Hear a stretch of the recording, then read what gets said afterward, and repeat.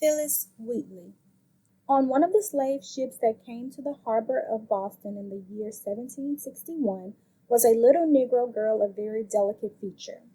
The vessel on which she arrived came from Senegal. With her dirty face and unkempt hair, she must indeed have been a pitiable object in the eyes of would-be purchasers. The hardships of the voyage, however, had given an unusual brightness to the eye of the child, and at least one woman had discernment enough to appreciate her real worth. Miss Susanna Wheatley, wife of John Wheatley, a tailor, desired to possess a girl whom she might train to be a special servant for her declining years, as the slaves already in her home were advanced in age and growing feeble. Attracted by the gentle demeanor of the child in question, she bought her, took her home, and gave her the name Phillis. When the young slave became known to the world, it was customary for her to use also the name of the family to which she belonged. She always spelled her Christian name Phillis. Phillis Wheatley was born very probably in 1753. The poem on Whitefield, published in 1770, said on the title page that she was 17 years old. When she came to Boston, she was shedding her front teeth.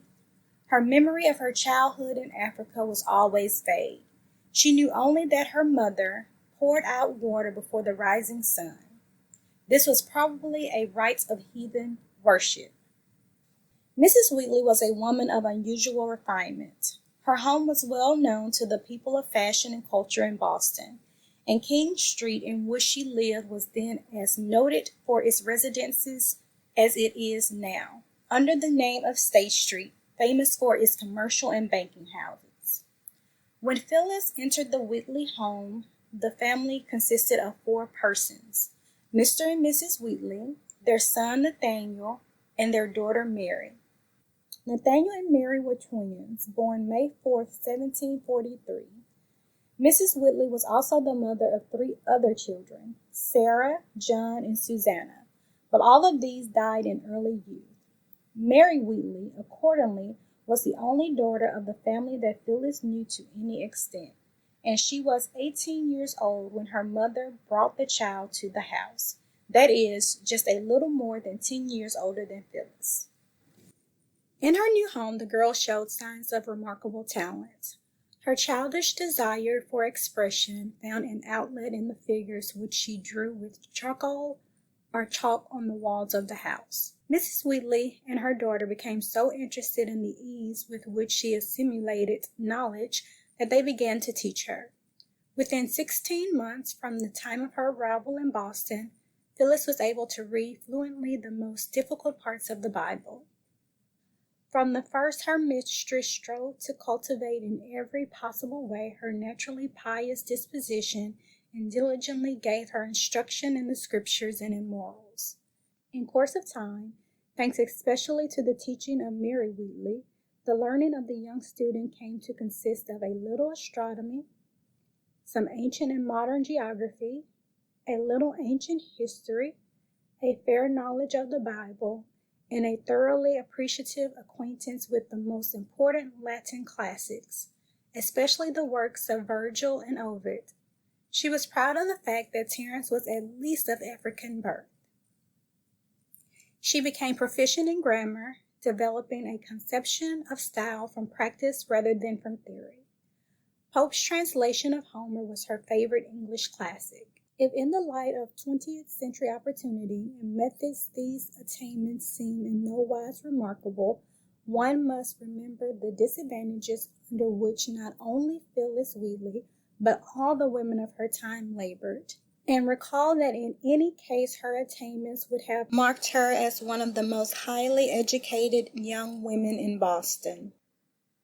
While Phillis was trying to make the most of her time with her studies, she was also seeking to develop herself in other ways.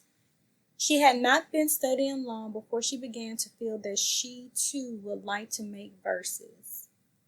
Alexander Pope was still an important force in English literature, and the young student became his ready pupil. She was about 14 years old when she seriously began to cultivate her poetic talent, and one of the very earliest, and from every standpoint one of the most interesting of her efforts, is the pathetic little juvenile poem on being brought from Africa to America. "'Twas mercy brought me from my pagan land, taught my benign soul to understand that there's a God, that there's a Savior too. Some view our sable race with scornful eye, their color is a diabolic dye. Remember, Christians, Negroes black as Cain, may be refined and join thy angelic train." Meanwhile, the life of Phillis was altogether different from that of the other slaves of the household. No hard labor was required of her, though she did the lighter work, such as dusting a room or polishing a table. Gradually, she came to be regarded as a daughter and companion rather than as a slave. As she wrote poetry, more and more she proved to have a talent for writing occasional verse. Whenever any unusual event, such as a death, occurred in any family of the circle of Mrs. Wheatley's acquaintance, she would write lines on the same. She thus came to be regarded as a kind of poet laureate in the domestic circles of Boston. She was frequently invited to the homes of people to whom Mrs. Wheatley had introduced her, and was regarded with peculiar interest and esteem, on account both of her singular position and her lovable nature. In her own room at home, Phillis was specially permitted to have heat and a light, because her constitution was delicate, and in order that she might write down her thoughts as they came to her, rather than trust them to her fickle memory. Such for some years was the course of the life of Phillis Wheatley. The year 1770 saw the earliest publication of one of her poems. On the first printed page of this edition, one might read the following announcement: "A poem by Phillis, a Negro girl in Boston, on the death of the Reverend George Whitefield." In the middle of the page is a quaint representation of the dead man in his coffin, on the top of which one might with difficulty decipher, "G.W. died September 30th, 1770, at about the age of 56. The poem is addressed to the Countess of Huntingdon, whom Whitefield had served as chaplain, and to the orphan children of Georgia, whom he had befriended. It takes up in the original less than 4 pages of large print. It was revised for the 1773 edition of the poems. In 1771, the first real sorrow of Phillis Wheatley came to her. On January 31st, Mary Wheatley left the old home to become the wife of Reverend John Lathrop, pastor of the Second Church of Boston. This year is important for another event. On August 18th, Phillis, the servant of Mr. Wheatley, became a communicant of the Old South Meeting House in Boston. We are informed that her membership in Old South was an exception to the rule that slaves were not baptized into the church. At that time, the church was without a regular minister, though it had lately received the excellent teaching of the Reverend Dr. Joseph Sewell. This was a troublous time in the history of Boston. Already the storm of the Revolution was gathering. The period was one of vexation on the part of the slaves and their masters, as well as on that of the colonies and England.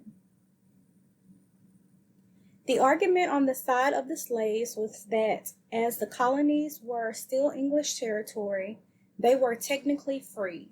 Lord Mansfield having handed down the decision in 1772 that as soon as a slave touched the soil of England, he became free.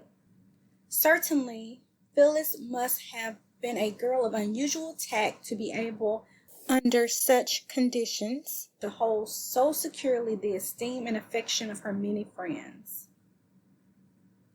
About this time, As we learn from her correspondence, her health began to fail. Almost all of her letters that were preserved were written to Obor Tanner, a friend living in Northport, Rhode Island. Just when the two young women became acquainted is not known. Obor Tanner survived until the 4th decade of the next century. It was to her, then still a young woman, that on July 19, 1772, Phillis wrote from Boston as follows. My dear friend, I received your kind epistle a few days ago.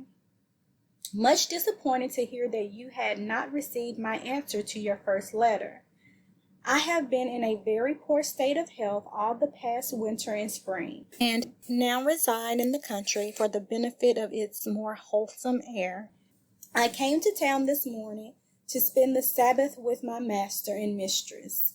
Let me be interested in your prayers that God will bless me to the means used for my recovery, if agreeable to his holy will.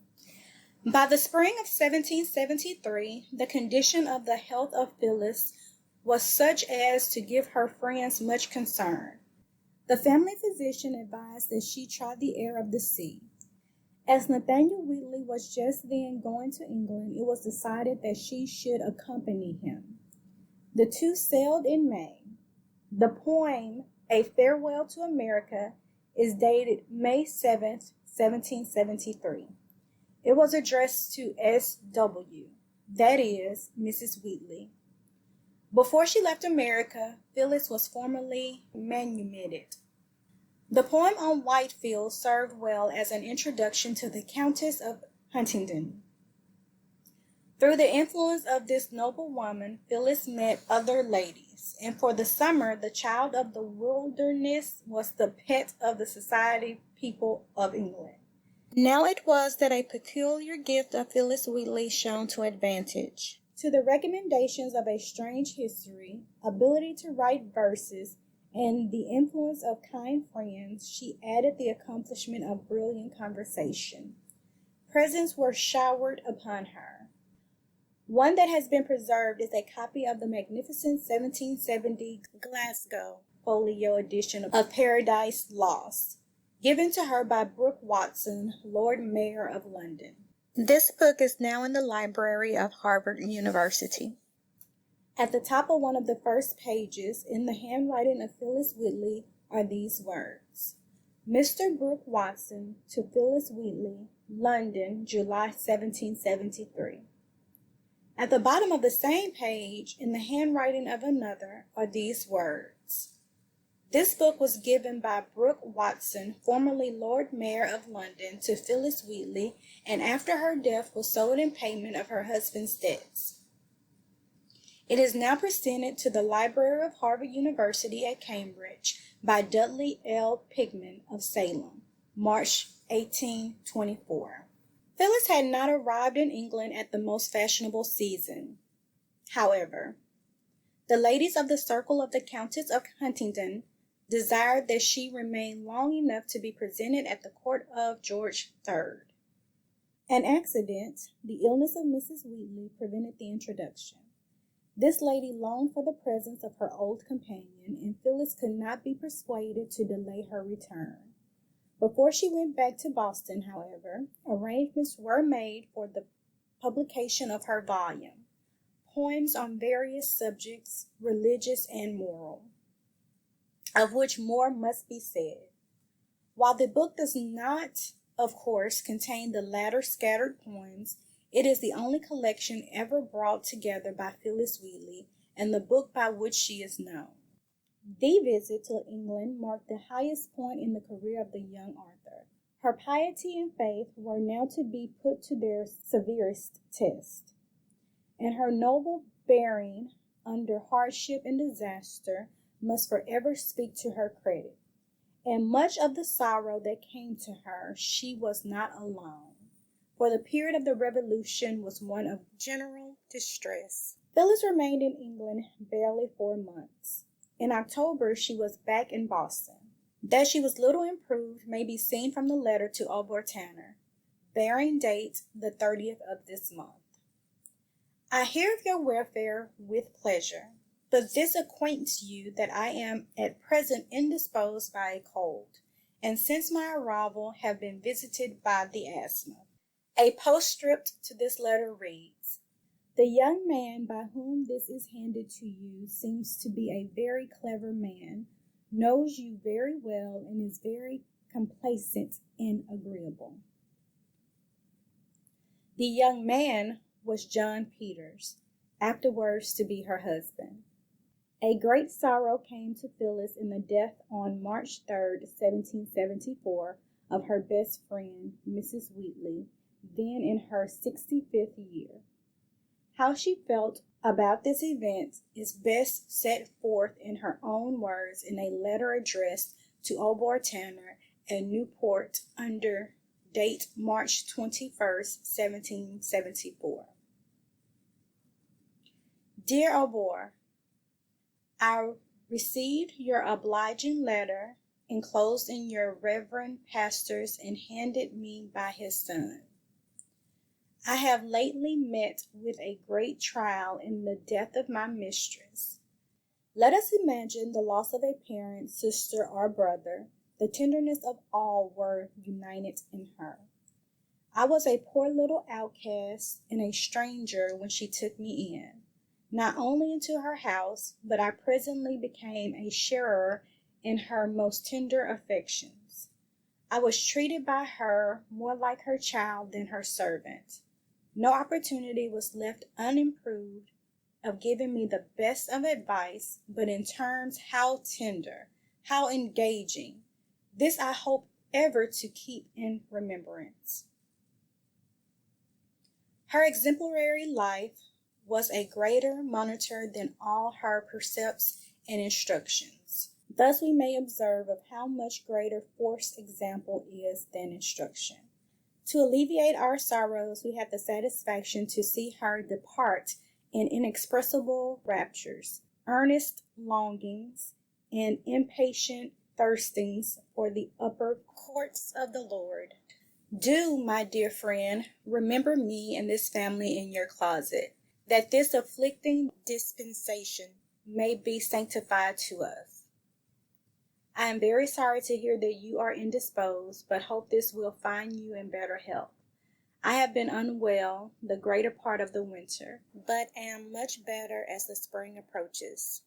Pray excuse my not writing you so long before, for I have been so busy lately that I could not find leisure. I shall send the 5 books you wrote for, the first convenient opportunity. If you want more, they shall be ready for you. I am very affectionately your friend, Phillis Wheatley. After the death of Mrs. Wheatley, Phillis seems not to have lived regularly at the old home. At least one of her letters, written in 1775, was sent from Providence. For Mr. Wheatley, the house must have been a sad one. His daughter was married and living in her own home. His son was living abroad, and his wife was dead. It was in this darkening period of her life, however, that a very pleasant experience came to Phillis Wheatley. This was her reception at the hands of George Washington. In 1775, while the siege of Boston was in progress, she wrote a letter to the distinguished soldier, enclosing a complimentary poem. Washington later replied as follows: Cambridge, February 2nd, 1776. Miss Wheatley, your favor of the 26th of October did not reach my hand till the middle of December. Time enough, you say, to have given an answer ere this. Granted. But a variety of important occurrences continually interposing to distract the mind and to withdraw the attention, I hope will apologize for the delay and plead my excuse for the seeming but not real neglect.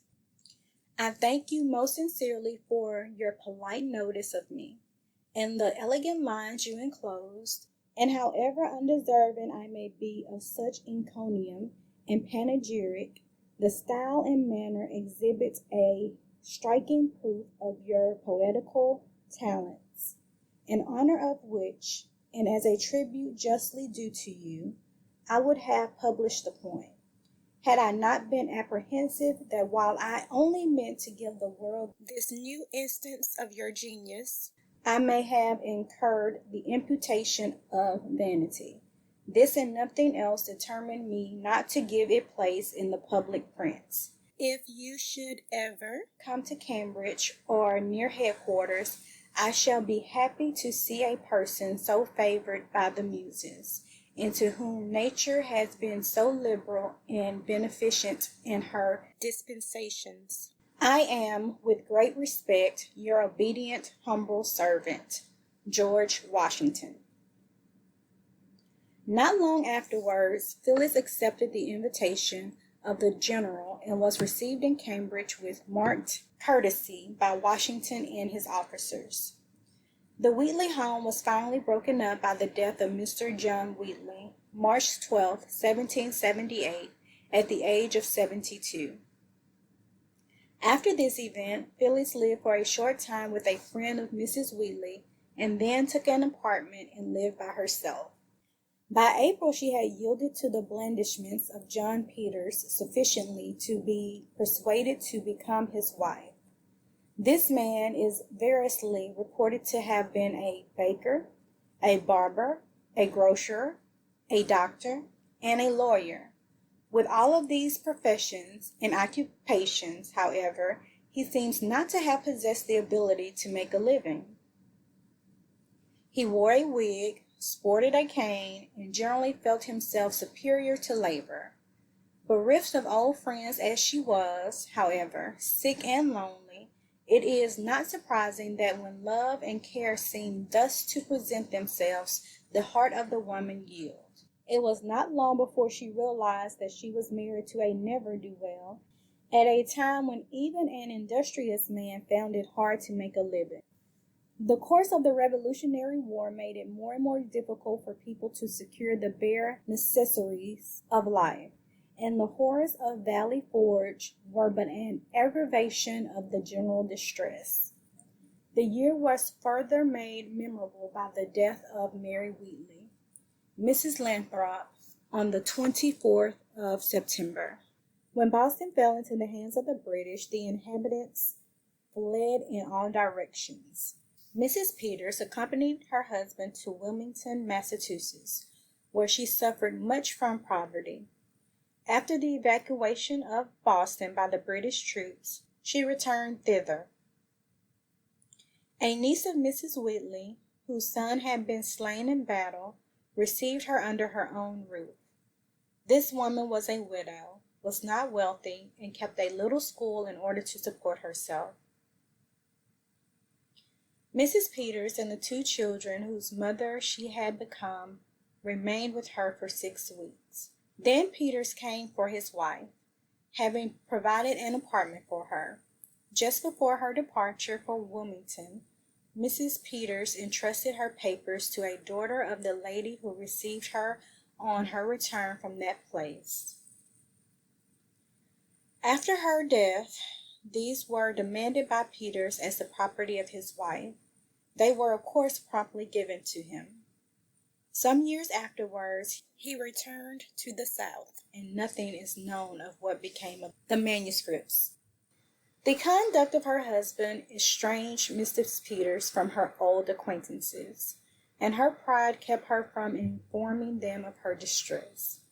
After the war, however, one of Mrs. Wheatley's relatives hunted her out and found that her 2 children were dead, and that a third that had been born was sick.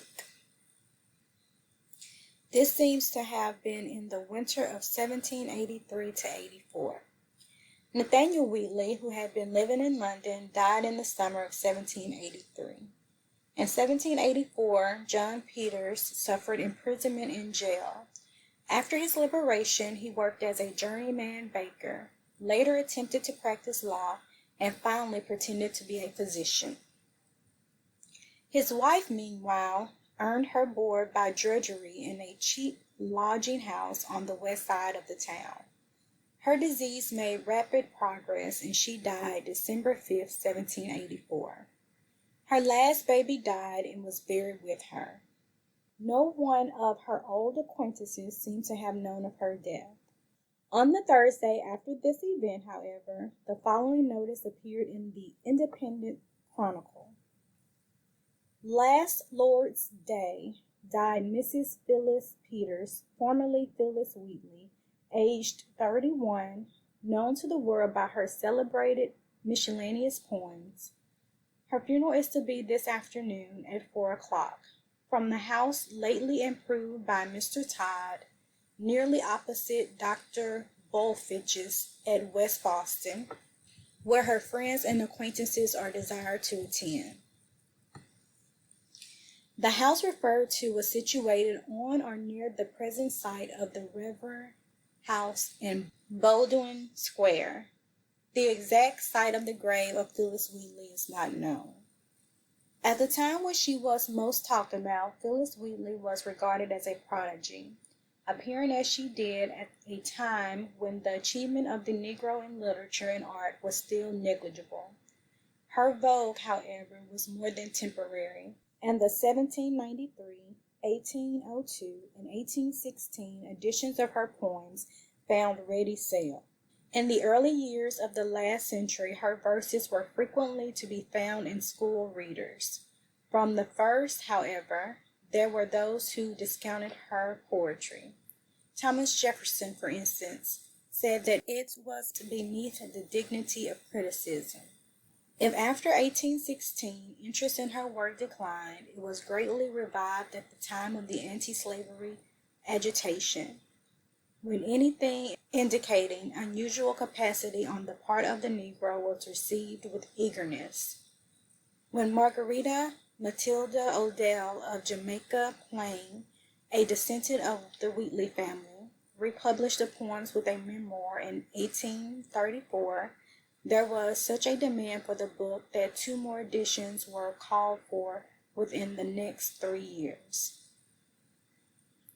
For a variety of reasons, especially an increasing race consciousness on the part of the Negro, interest in her work has greatly increased within the last decade, and as copies of early editions have within recent years become so rare as to be practically inaccessible, the reprint in 1909 of the volume of 1773 by the AME Book Concern in Philadelphia was especially welcome. Only 2 poems written by Phillis Wheatley after her marriage are in existence. These are Liberty and Peace and an elegy sacred to the memory of Dr. Samuel Cooper. Both were published in 1784. Of poems on various subjects, the following advertisement appeared in the Boston Gazette for January 24, 1774. This day published, adorned with an elegant engraving of the author. Price 3s, 4d, L.M. bound. Poems on various subjects, religious and moral, by Phillis Wheatley, a Negro girl, sold by Messrs. Cox and Berry at their store in King Street, Boston. N.B. The subscribers are requested to apply for their copies. The little octavio volume of 124 pages contains 39 poems. One of these, however, must be excluded from the enumeration, as it is simply a rebus by I.B., which serves as the occasion of Phillis Wheatley's poem, The Answer to It. 14 of the poems are elegiac, and at least 6 others are occasional. 2 are paraphrases from the Bible. We are thus left with 16 poems to represent the best that Phillis Wheatley had produced by the time she was 20 years old. One of the longest of these is Niobe, in distress for her children slain by Apollo, Ovid's Metamorphoses, Book 6, and from a view of the painting of Mr. Richard Wilson. This poem contains 2 interesting examples of personification, neither of which seems to be drawn from Ovid. Fate portentous, whistling in the air, and the feathered vengeance quivering in his hands, though the point might easily be made that these are little more than a part of the pseudo-classic tradition. The poem to S.M., a young African painter, on seeing his works, was addressed to Scipio Moorhead, a young man who exhibited some talent for drawing and who was a servant of the Reverend John Moorhead of Boston. From the poem, we should infer that one of his subjects was the story of Damon and Pythias. Of prime importance are the 2 or 3 poems of autobiographical interest. We have already remarked on being brought from Africa to America, and the lines addressed to William Earl of Dartmouth. The young woman spoke again from her personal experience. Important also in this connection is the poem on virtue, with its plea, "Attend me, virtue, through my youthful years. O leave me not to the false joys of time, but guide my steps to endless life and bliss." One would suppose that Phillis Wheatley would make of an hymn to humanity a fairly strong piece of work. It is typical of the restraint under which she labored that this is one of the most conventional things in the volume. All critics agree, however, that the strongest lines in the book are those entitled On Imagination. This effort is more sustained than the others, and it is the leading poem that Edmund Clarence Stedman chose to represent Phillis Wheatley in his Library of American Literature. The following lines are representative of its quality. "Imagination, who can sing thy force, or who describe the swiftness of thy course, soaring through air to find the bright abode, thy imperial place of the thundering God? We on thy pinions can surpass the winds, and leave the rolling universe behind. From star to star the mental optics rove, measure the skies, and range the realms above. There in one view we grasp the mighty whole, or with new worlds amaze the unbounded soul. Wholly beyond this is liberty and peace, the best example of the latter verse. The poem is too long for inclusion here, but may be found in Duyckinck's Encyclopedia of American Literature and Hartman and Schomburg's collected edition of the poems and letters. It is unfortunate that, imitating Pope, Phillis Wheatley more than once fell into his pitfalls. Her diction, fleecy care, vital breath, feathered race, is distinctly pseudo-classic. The construction is not always clear, for instance, in the poem. To Maecenas, there are 3 distinct references to Virgil, when grammatically the poetess seems to be speaking of 3 different men. Then, of course, any young writer working under the influence of Pope in his school would feel a sense of repression. If Phillis Wheatley had come on the scene 40 years later, when the Romantic writers had given a new tone to English poetry, she would undoubtedly have been much greater. Even as it was, however, she made her mark, and her place in the history of American literature, though not a large one, is secure. Hers was a great soul. Her ambition knew no bounds. Her thirst for knowledge was insatiable, and she triumphed over the most adverse circumstances. A child of the wilderness and a slave, by her grace and culture she satisfied the conventionalities of Boston and of England. Her brilliant conversation was equaled only by her modest demeanor. Everything about her was refined. More and more as one studies her life, he becomes aware of her sterling Christian character. In a dark day she caught a glimpse of the eternal light, and it was meant that the first Negro woman in American literature should be one of unerring piety and the highest of literary ideals. End of chapter 2.